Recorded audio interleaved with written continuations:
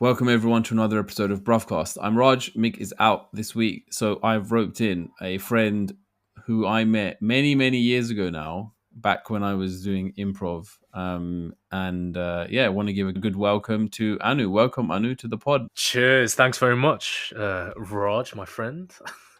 It's been you can tell it's my first podcast, right? It's Is this the first? Okay, it's your first podcast. You haven't done one before. Yeah, pretty much. I did. That's a lie. I did do one brief one deep into the pandemic, so but, Okay. that doesn't count. Everyone did that. So. Yeah. And so, but yeah, I mean, this has been 3 years, and I've been waiting for your call. So you're waiting for that call up happy to for finally 3 get years. the call up, man. Yeah. Yeah, it's something that we've been trying to orchestrate for a while now, and even today, I thought the tech gods were against us, man. The amount of time it took for us to get the audio set up working was diabolical. Oh man, yeah. I mean, yeah. I guess we've got to expect that. But hey, we sorted it out. It sounds good. Yeah, we're all good to go, man. So we met when I was doing improv. It was an improv course, right? I can't remember what level it was. It was a Hoopla. Shout out to Hoopla. If anyone's interested in improv, you should check it out. Hoopla's a training. Was it training course provider? I guess. How would you describe a Hoopla? Hoopla. I mean, it's one of the two biggest improv schools in London, which makes it sound bigger than it is, right? But yeah. So it's the improv school and theatre in London. Yeah, it's a lot of fun, and they also have their own pub / theatre where they do their shows, and we did a show there as well, which was fun. And then we haven't spoken since, as in we've spoken like on chat, but we haven't really met face to face since then. Yeah, that's right? true, man. Yeah. I mean, it felt like I'd definitely seen you, but no, I don't think I've seen you. You weren't even there for our end of course show, no? No, I wasn't. Okay, great. Yeah, so I haven't seen you remember since what like a happened. random class in 2022. Yeah, when we were probably like pretending to be like father and son or something. Yeah, exactly. And yet you've remembered me, which is like, I don't know. I'd say this is, yeah. I feel honoured. I do. I was saying it's my mate. Earlier. I was like, I haven't seen this guy in 3 years, but he's like, oh yeah, I want you on my podcast, bro. I'm like, does he like remember what I look like? Does he remember like anything about me? What I remember most like clearly is we used to crack a lot of jokes at improv, and then it wouldn't only be the improv class. We'd go for drinks afterwards. Oh yeah, That I mean, that was one of the best post improv drinks group that I remember. Like I actually remember it fondly. Yeah. Some of them don't go out for drinks afterwards. Like I've been in other classes where it's just like you're just in there for the class, and then you don't there's no social stuff that happens afterwards. Yeah. It's that honestly, that one was a rarity, and it's like the amazing thing with improv is you get such a random like assortment of people, right? Like, like yeah, as in it's a rarity to meet another like late 20s, mid 30s Asian guy, like just some like it's quite rare, and you meet just such a random assortment of people, different ages, different backgrounds, all just drinking together at a pub. It's nice. You know what I'm remembering now? Now we're talking about the drinks. Yeah, go on. Do you remember? I can't remember the girl's name. There was a girl that was on the course that was telling us about women's toilets on a night out. I remember this. Yeah, I remember this. And she was basically saying that there's like an unspoken rule that whenever a woman in the toilet says, "Should I text him back?" anyone who's in there says, "Don't text him back. Don't fucking text him back." Right? That was it, wasn't it? Something to that effect.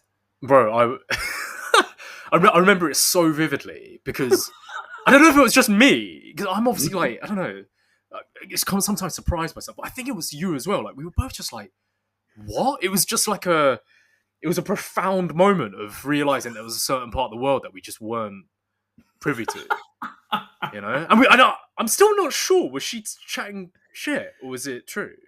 I didn't do a mass survey, but I asked a few, You did, yeah. and it's the thing. I mean, like, maybe we're going to be asking listeners if we've been given fake news, please correct us. So they go into the toilet, and anytime they Yeah. hear a girl, what is it? A girl like A talking about girl a would be boyfriend. like talking to someone and talking, amongst her friends, and she was like, "Shall I text him back?" And there's a universal, "No, don't fucking text him back" response from anyone. They could be like mid shit, mid piss, and be like, "No, no, no, That's this literally is how she described it. Yeah, mid shit, mid piss. It doesn't matter. You see, like the call comes out like Batman, and you respond. I do remember that vividly. Yeah. Yeah, oh man, yeah, and in fairness, like for most girls in a situation where they're deliberating over whether to text guy back or not, don't and with text him back." and with that level of like you're talking about it in a toilet. I mean, let's be real. The answer is no, right? Yeah, no good decision came out of toilet, man. I mean, it's no good if you're having to vocalize it in a club toilet. Like Then it's then you know the answer. If you you know have the to if answer, you have to right? vocalize it in the toilet, you kind of know the answer. In between no spray, no lay. Like you're just like you know Oh the yeah, answer. because it was like an education moment because we were sharing the kinds of comments or the kinds of phrases that we hear from the attendants in the toilets of the no spray, no lay, and all of that. And then she was sharing, oh well, this is what else goes on. These are some other norms. Oh, is that how it came out? We I shared think our bit about yeah. because I guess there's not a bouncer in the women's toilet saying There no is. no gash no what do they say no gash no Oh, I don't know. flash no Oh, no gas, no flash. What? yeah you know like, I doubt there's a female attendant there just like saying these risque kind of items no I think it'll be more like public service announcements. Just like, be careful. There's a lot of idiots out there tonight. we You get know. quite a different experience toilet to toilet really isn't it Yeah, it's a very unique situation. But that was something that I remember very vividly from and we were pretty inebriated at that point. So then I was like, I need to. If I ever do a podcast, I'm gonna get Anu to join me on it. That's what I decided that night because I was like, this is gonna be jokes, and now we're was talking. it that exact night that's That what was a moment. just a shared bonding experience over yeah over something we're never gonna experience and never want to experience, but just interested about. You didn't even have a podcast in that moment, so I didn't. you're telling me you've kind of put it into your head, being like, I'm going to do something with him. Yes, that was it. That was the moment, man. I And like here it. we are. I like Took it. me 3 years to get to this point, but I we like made it, it. even over the technical issues that we had, Yeah, just that's before we what. started. Would we when we were doing improv together? Would we? I mean, I know because I know you've had a kid and stuff, so improv's kind of gone off the radar for you, right? Mm. But like, yeah, I still pop out like Indian accents and stuff on stage. Like, did we try that a bit? We did. We We did. did. I would always not know, like, because whenever you and I didn't do a lot of scenes, and it was also this for the listeners. Let's just give some context. So basically, the way that it used to go is you have a weekly class where you'd have about 10 students, and then you do a series of different exercises, and there'll be certain exercises which will involve you playing a scene, right? Like you see on Whose Line Is It Anyway, or any kind of improv show or SNL or anything. So you play out a scene, and in that scene, there's often a suggestion that's given either by the audience or by the person who's running the course. But you're also selected at random by the person who's running the course to participate in the scene. It could be a 2-person scene, it could be a 3-person scene. So, and then the scene lasts for like, I don't know, maybe 3 or 4 minutes max, and then you kind of do another one. So on any given like night that you're running the course, you're probably doing 3 to 4 scenes. That's about it. And I remember I don't think we did a lot at the beginning, but then we did quite a few towards the end, towards like when we were building up to the show. And I would never know if I'm doing a scene with you if we should both default to the Indian stereotype, and we didn't. We only did, I remember we did one we were father and son. Did I put the accent on? Who was the father? Who was the son? I think I was the son, you were the father. Yeah, sounds about right. Yeah, sounds spot on. Well, I don't think we did the accent. I don't think we did the accent. Do the accent, bro. I'm I don't sorry. think we Like, did. if an Indian Munda comes onto the stage with me in improv, and I'm his father, like I'm very surprised I haven't come out with the accent. You were like a coconut, man. You were just like prim and proper about it. Surprising. Could maybe do it today. I don't know. Yeah, maybe the accent will come out. But that's kind of how we know each other, and that's kind of the background, and that's why I've roped you in. So welcome so much, thank you so much, and welcome to the podcast. Before we get into some new things I want to try in this week's episode, because as we've said since the beginning of Bruvcast, this is an experiment, and this is probably a big experiment this episode. Firstly, some news, man. The England women, they brought it home twice in a row, European champions. That's big, man. That's big. I mean, against a very good Spain side as well, right? Very good Spain side. I mean, they were the world champions. Yeah. I mean, I'm fascinated by the girl who took the last penalty kick, and like she's like the exact almost like mirror of Cole Palmer in the men's game, right? Just this like ice cold, just mentality, right? It's amazing. There was a solid penalty as well, Chloe Kelly. Solid penalty. Like I think that was the best penalty. Like the first one was Mead slipped and then she had to take it. Their whole campaign has been so like tumultuous. It's been like so dramatic how they managed to win it. So many ups and downs. They basically, I think the last 3 games they came from behind and won. The knockouts. So it's as a spectacle, it's been crazy, and they showed that they've got the grit. So that's it, man. Doing the stuff that the guys can't do. Yes, they should. You know how they have like, I remember Southgate would get like different people from different industries to come and give talks, or different sports to come and give talks to the players. They should just have the women's team. Just get the women in. Just get the women's team, but like this is how we did it. This is how we won twice, both at home and on foreign soil.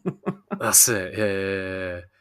Yeah. I think my favorite meme coming out of that. Have you seen like the Indonesian boat race thing? You seen that? Oh, no, I haven't seen it. You haven't seen that? It's quite big on social media. It's just like it's a meme of the Indian boat race with I forget her name, the manager. Viegman, that's it. Yeah, just row like in the front of the boat, right? Just swinging from side to side. It's funny. I need to check it out. Yeah, but that was good, man. I did want to make sure we acknowledge and congratulate the women's team, and they're doing good things for the game as well as the country, man. You know, huge. I don't know if there's going to be a parade, but there should be. There must be. Right? Yeah, that's true. That's true. I mean, it's one of those things, right? It's just never like. Obviously, it's getting more love now, the women's game, but obviously, like 12, 15 years ago, literally no one would watch it, right? So, yeah, it wasn't big at all, and I think the Euros, when they had the Euros here, I think there was a lot of excitement about it, and then obviously they won it, and then I think it's just been a big spark. So yeah, it was good to see that. Yeah. The other news, which is not related in any way, shape, or form, is so April Fool's Day, KFC announced that they were going to do a KFC flavored toothpaste. Okay, and there was a lot of interest and backlash and controversy. I never know which way to say it: controversy or controversy. Anyway, controversy. No, controversy. Is it controversy? Yeah, I think when you said that first time, I was like, don't question it, and then you doubted yourself. But anyway, KFC toothpaste. It exists now. They've done it. what do you mean? Like this was on April Fools? What do you mean? What do you mean they've done it? It was an April Fools, and then because of all of the hype that started building up around it, they were like, "Let's just make it." And now you can purchase this. I don't know if it's available in the UK, but it is 100% real. It's $13, and for 59 you can also buy a matching toothbrush, and it has the spices, the secret signature of 11 herbs and spices, which is KFC's iconic flavor. Where'd you buy it from?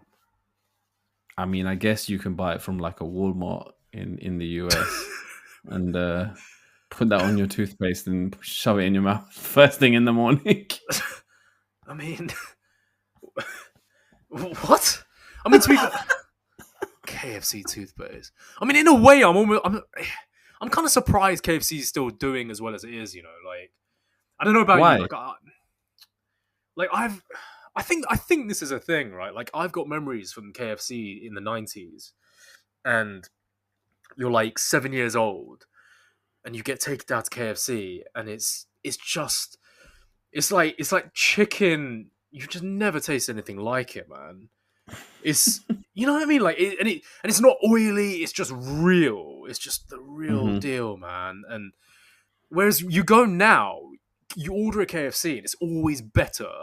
It's always it's always better in your mind than it is in Always. reality, Always. right?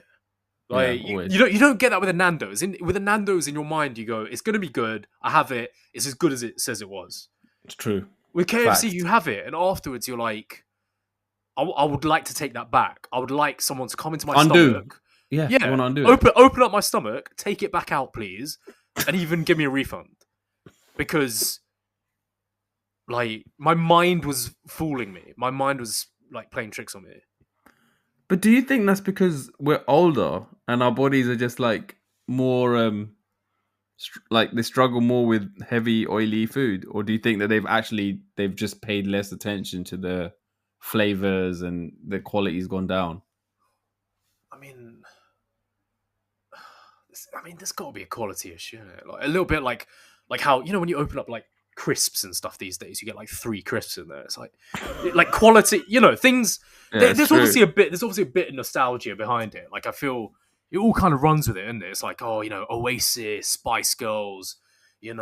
Everything was good in the 90s, and so was KFC. Like it's for some reason it all goes together. I can't answer to you why, but it just did. So would you try the toothpaste? Would you be curious to try it? Uh, I mean, for £13.99, like you've got to That's a commitment, man. allocate your luxury purchases, right? Like, Yeah.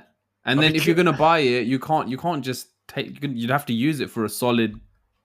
That would be a solid like cycle of dental hygiene. yeah, I mean, does it have like fluoride and stuff in it? Yeah, it has fluoride. Does it? Hold on, wait, let me just check. I think it's a So fluoride free. I think so- it's a fluoride free. But as in, you want it to be fully functional. Is it recommended by dentists? I don't think so. I don't think Satish the dentist is gonna recommend KFC, man. So why have they made it then?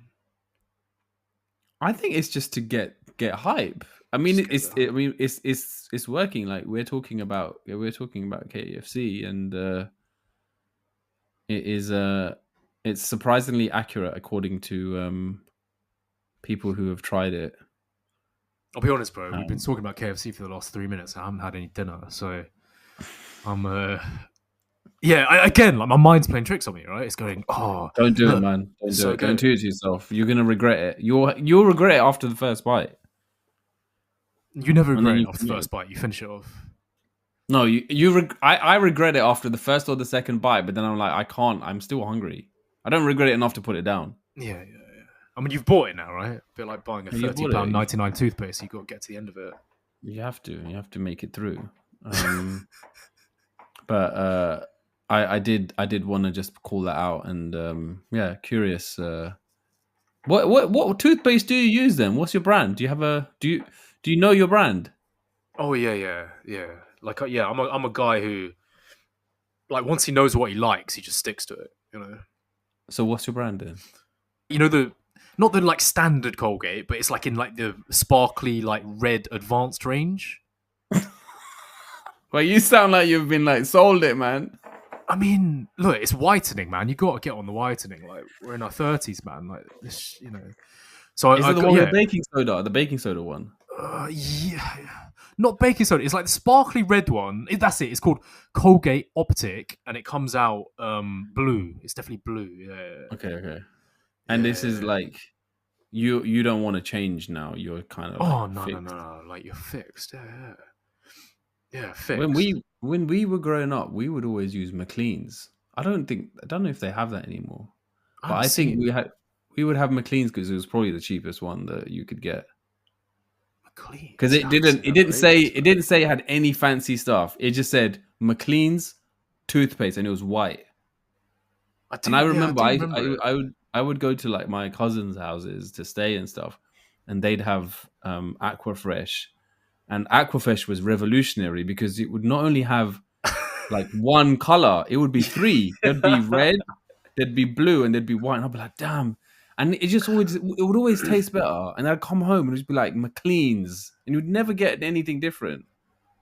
There was something about the Aquafresh one, right? Like it was the colors. It looked like the French flag or something, right? And yeah, it just really appeals. It appeals to the child mind. Yeah, I did enjoy it, man.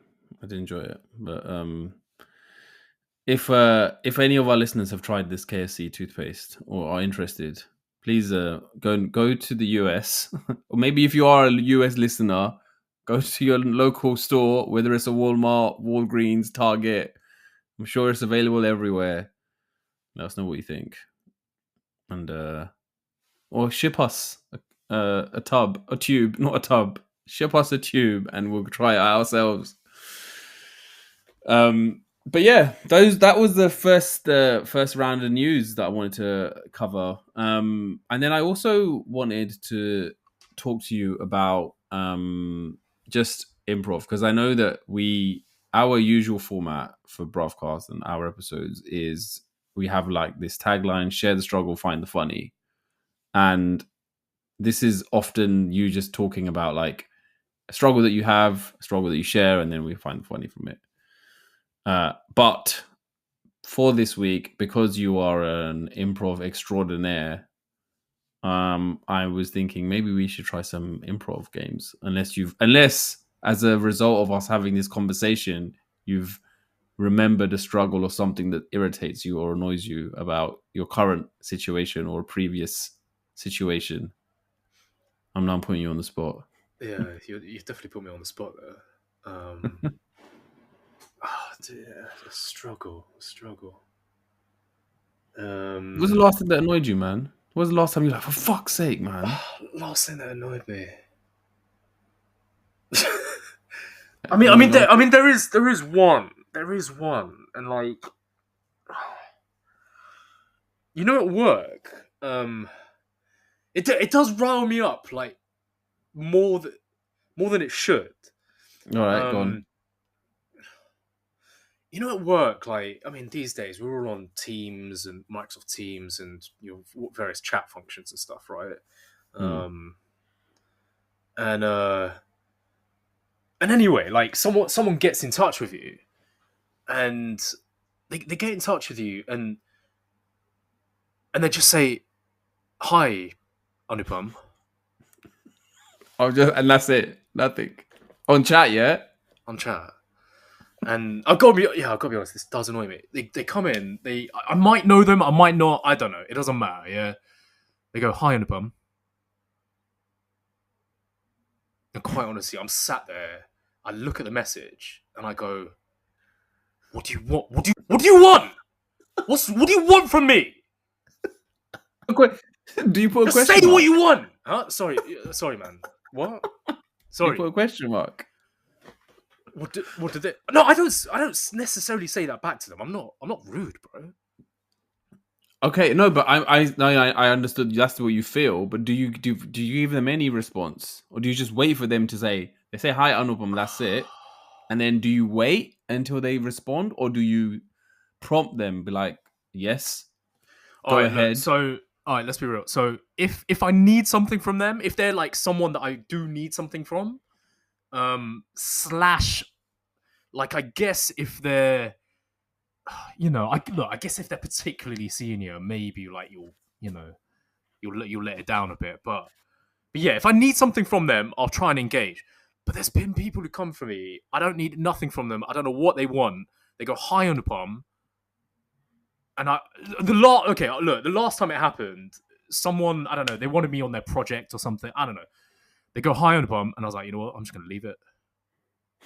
So I didn't respond. Again, they they did it like 3 hours later. High on the palm. Again, I was like, oh no, I'm just not gonna respond.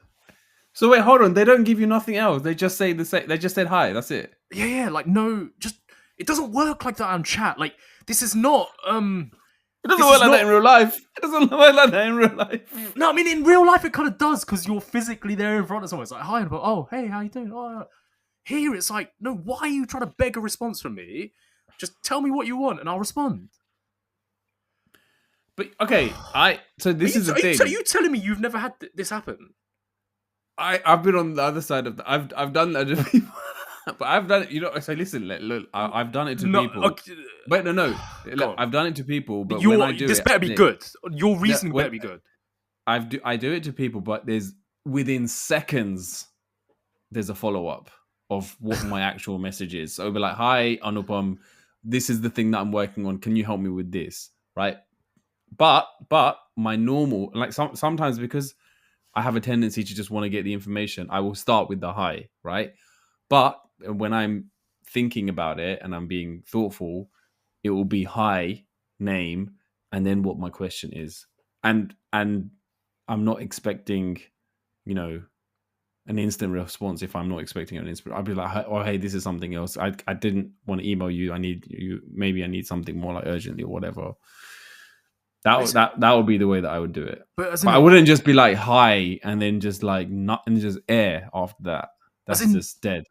As in Raj, there's no problem you saying hello before giving context. Like I don't think that's not the same thing. Like there's no problem in that. You're a very polite guy. You say hello, how's your day, perhaps, and then you deliver some context. Yeah, but this is just the hello. You don't have people doing that. I'm sure. I've never come across someone. No, I have come across someone that won't do the next step unless they've acknowledged you've acknowledged them first message. Oh, but you're polite enough to acknowledge is what you're saying. Whereas I've just I'm not. You've just been like, oh fuck that, I'm not doing that. I literally for this one, I was like, I'm gonna play it out. I don't care if it takes days. I don't know why. I just decided on this instance, I've had enough. I'm like, I don't care. She could keep asking for weeks. I don't care. But she did the same. The second message was the same as the first message. Hi, Anupam. Yeah. So I just left it. I wanted to see how long is it going to take until she gives me some context. Until she realizes that I don't take this nonsense. Yeah, it's insulting, man. It's insulting. I was just thinking some people do that because they don't want to come across as too abrupt and direct. Yeah, look, like... Because you do have people on the other end of the extreme who are just like, I'm not going to waste your time. I'm not going to do no foreplay. I'm just going to get... This is what I need from you, and I need this now. Or like, have you done this? Or can you give me an update on that? Like, there's none of the fluff, which I do appreciate sometimes as well. Like, I don't... But then it can feel very cold, someone's messaging you that. So... That's why some people add a few bells and whistles, like your friend here, but your friend's overdone it because there's just bells and whistles. There's nothing else. Mate, I literally didn't end up on the project because she took so long. Like, I'm not joking. Like, I think it dragged out for so long that it just didn't work out. So, But Well, look, that is, I do relate to that, man. I do relate to that. look. And I mean, she's all, I guess in her world, like she's just trying to be polite, but I don't know. Just there's no need, man. yeah, I She think just, so. I think she'll save a lot of time Yeah, I think so. by I think just so. being more upfront. Yeah. But that, do you know what? Okay, a similar one to yours in Yeah, terms of go like on. a work context. Yeah. You're in a 30-minute meeting, okay, and someone and maybe majority of the people don't know each other.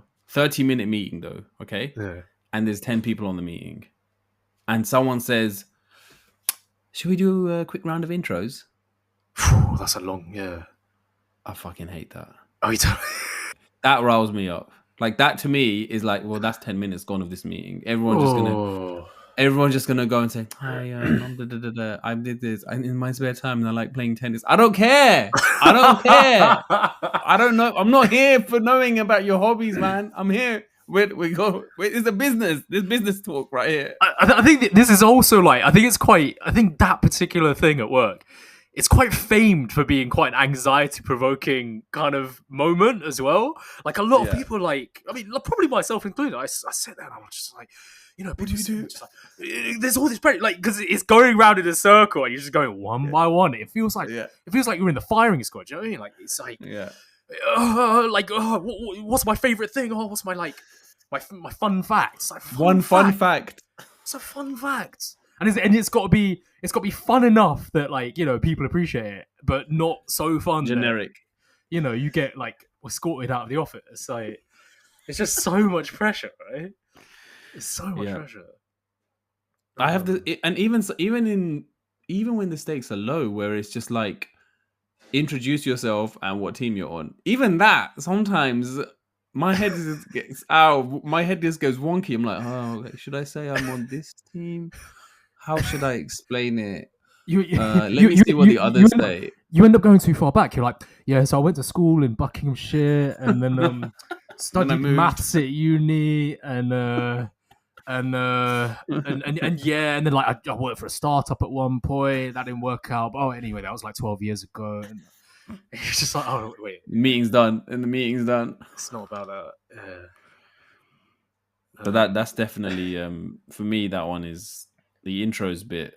Not even when you're asked to do like your fun facts or whatever. Like that to me is annoying as well, because there's always going to be like 30% of the people in the call know you. So for them it's old news. And also what they're going to say. So you'll be like, hold on, I'll introduce this person. What's your I don't know, this has kind of got me just this whole introduction thing has kind of got me thinking about Indian weddings for some reason. I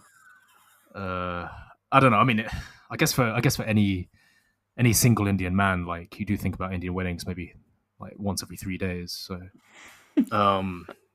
just in some context, like it's either forced upon you or It is definitely forced upon you in a lot of those cases. But yeah, I guess in particular, like so my sister's just recently got engaged. And congratulations. Yeah, thank you, and I'll send the wishes on to the family. But yeah, I mean, so it's quite fresh right now, right? It's kind of in the mind, and but yeah, I think she's gonna get married. I can think kind of end of next year. But yeah, the thing is, like, she knows I hate weddings, basically. So she's like, she knows me, right? Like we're really close, me and my sister. And she just knows I hate weddings, and so she's constantly like trying to make it appetizing for me. Be like, oh no, I'm gonna do it here, and I'm gonna do this, I'm gonna do that. But there's one part of it where like, I mean, I think every Indian feels this. Mate, Indian weddings, man, they are. I was gonna say marathon, but they're an ultra marathon, not a sprint. You know? Yeah. And wow, man, even early phases, I'm like, wow, like, yeah, you got to be in this for the long haul, man. Like, you're really in this, you know. Every event, like, wow, hour upon hour, and you're just like, nah, we're in this, man. We're in this. We're doing this. The planning But as yeah, I well, don't know. man. Mate, it's huge, man. Huge. It must be like for Yeah. Indians. It must be.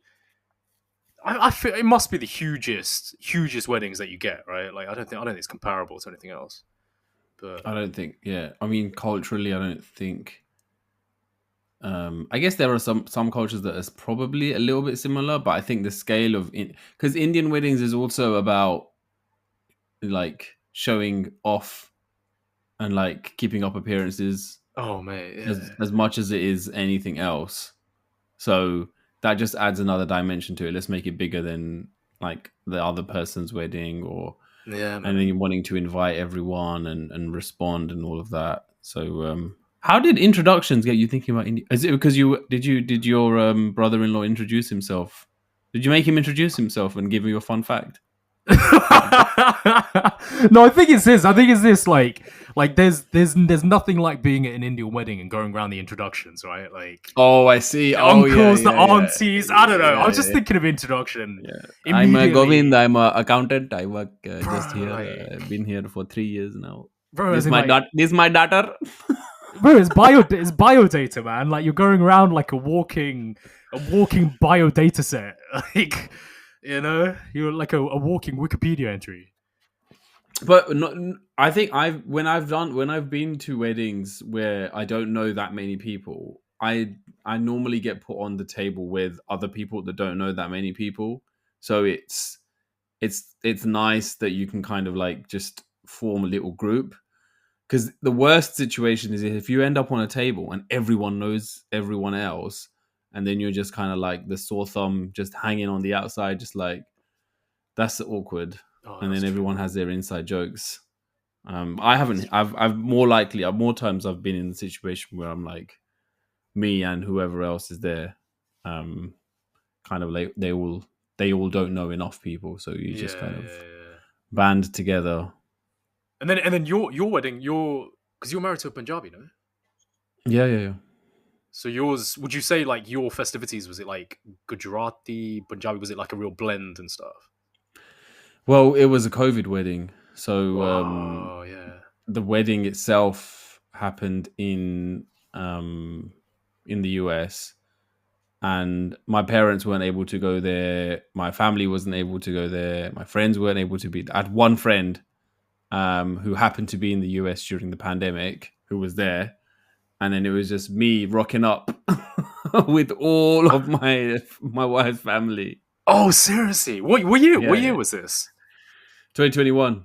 So the US ban 2021. was still running, and it was it was impossible for my parents to get into the country because they weren't allowing anyone that was not a US citizen or married to a US citizen.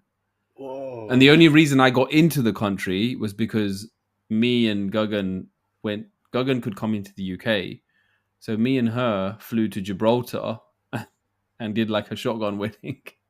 Where you basically turn up at Gibraltar. And this was before the vaccine was, right? So there's no vaccine right now. So Oh people man. are just like no one knows how bad this virus is, but we needed to figure our life out. We didn't want to wait for this, so Wow. we jump on the plane, we go to Gibraltar, land, and then you have like when you get registered married, you have to go and do like this interview where like have you been married before, all that kind of stuff. So we went for that, and they were like, okay, do you have so where are your witnesses? And we're like, it's just the two of us. We don't have any witnesses. And then she was like, oh, it's okay. You can either ask the couple that comes after you, sorry, the couple that comes before you in the queue, because it's just a conveyor belt of people getting married, or you can ask a photographer to bring a friend because you need two witnesses.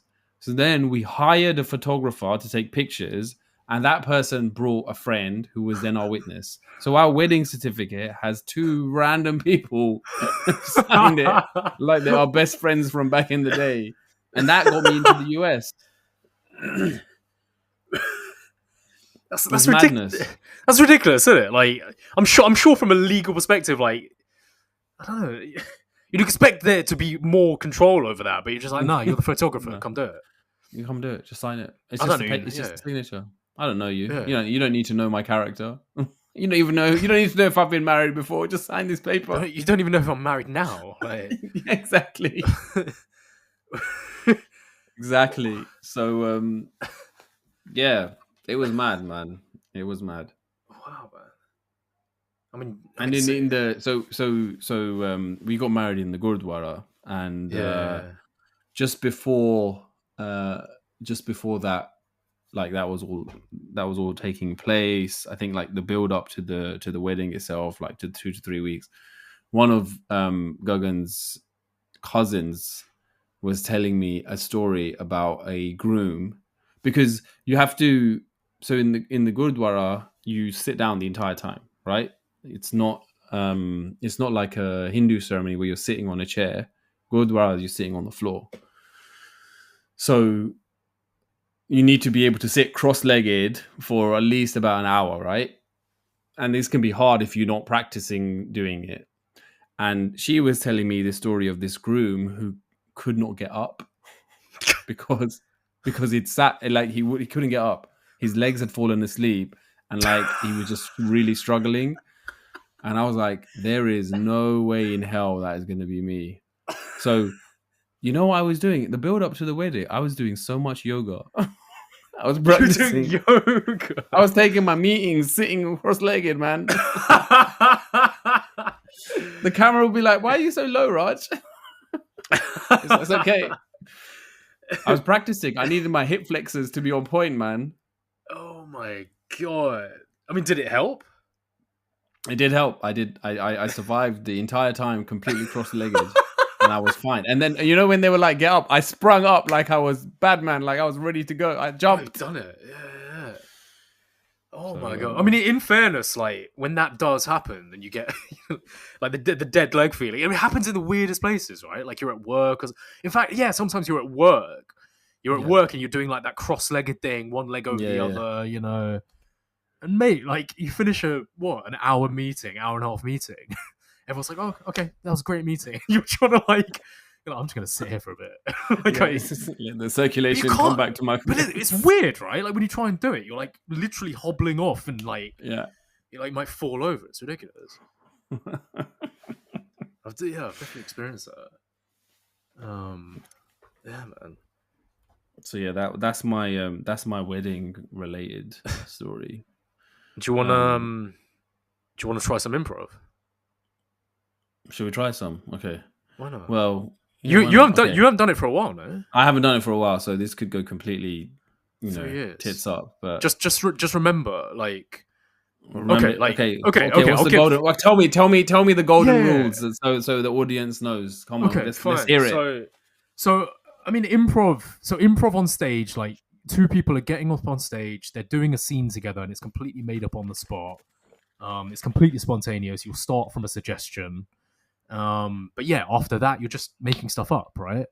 And so when an audience is looking in, it looks like people are just literally just making stuff up. But there are some like structures and techniques behind it which help you do a better job on stage.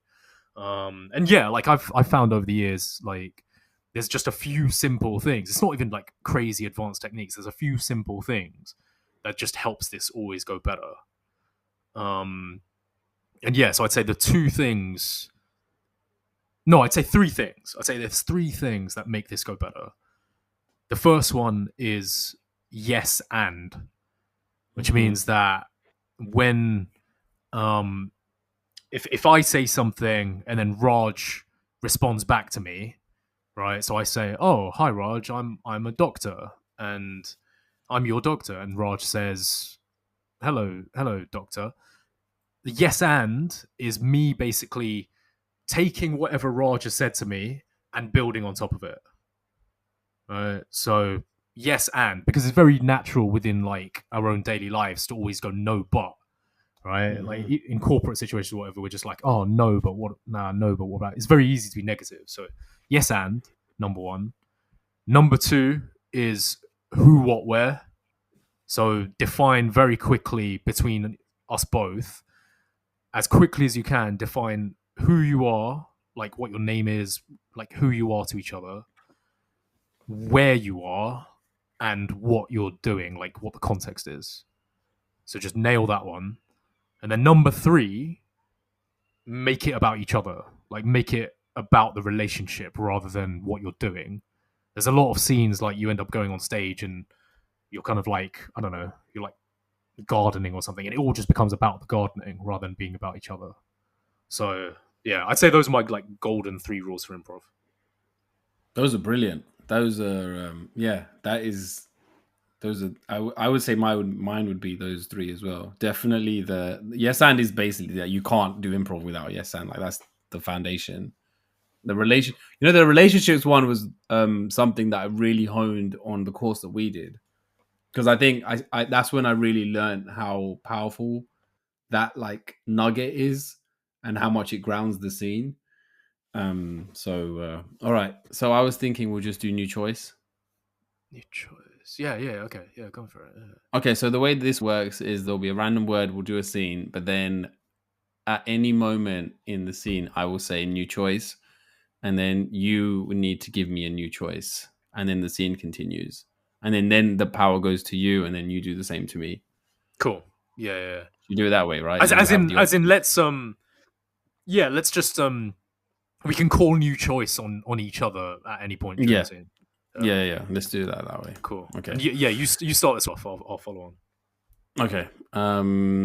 Let's see. Let's what we got. We got. Okay, so the word is stadium. Welcome everyone. This is Tony, and I'm going to be taking you around on the stadium tour. So, sir, you've just turned up a little bit late, and I'm not really sure if we're going to be able to squeeze you in today. Can you give me a little bit more information about why you were late? Maybe I can put something down on the form and we can, get things going. It's me. It's me. Your brother, Brian. Do you know? It's me. It's Brian. Look, Brian, I've told you, do not come in here. This is my place of work. This is my government job. I'm trying to do stadium tours. I don't need you coming in here lowering the tone with your riffraff and funny coloured socks.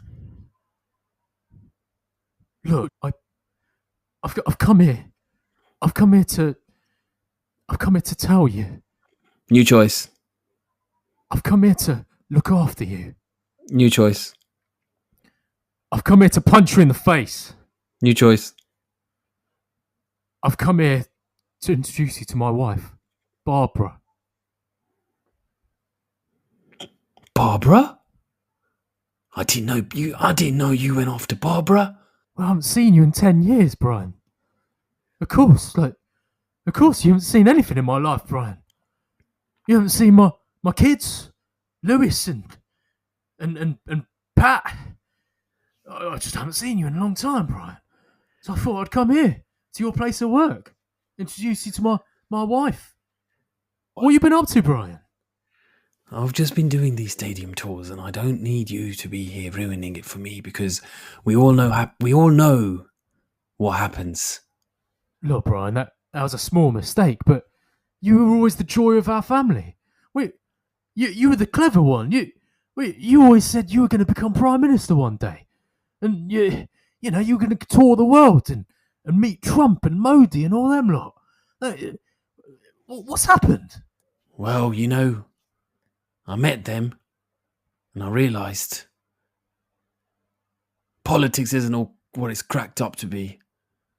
And I thought to myself, I just want to do tours of the stadium. Well, fair enough, Brian. Actually, there was one other thing that I came down to tell you. Is this about Sally? Yeah, your wife, Sally. Well, I've been seeing her as well, mate. New choice. I've been well, yeah, your wife Sally. I've been seeing her mother.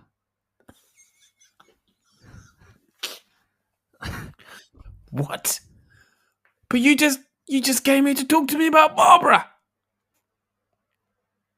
Yeah, well, I had a couple of secrets up my sleeve, and I thought you'd be happy for me. You're all shacked up with my wife's mother? New choice. That's amazing. New choice. That is disgusting. New choice. I'm so proud of you, brother. I knew you would be. Yeah. You've done the impossible. New choice. I'm just jealous. New choice. I've realized I still have feelings for Sally's mum. And I used to love her as well. That's why we divorced. It's quite complicated, isn't it, Brian? I haven't seen you in 10 years, and I'm sleeping with your wife's mother, and you were also sleeping with your wife's mother. We've been sleeping with the same woman, just like we did in our teenage years. You know what they say, sloppy seconds. And scene.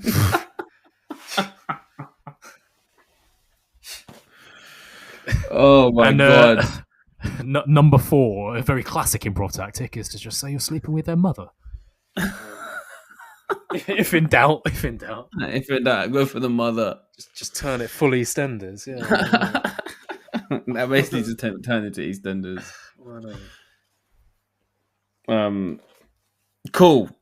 So that was it. That was an example of what a good improv person is and a bad improv person is. And I was playing the part of the bad improv person. So I will probably leave this in there, and we'll see the drop off. People will be like, "What is this episode? Is this some weird episode of Bruvcast? Where is this going?" But you know what? It's an experiment. So just mixing it up here.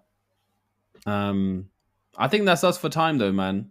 That's it. We've covered a good amount, and we're at the mark. Did you have any shout outs that you wanted to give to anyone? Any shout outs? Yeah, I guess I'll give a shout out to the Comediations, my all Asian improv troupe, who may or may not be listening.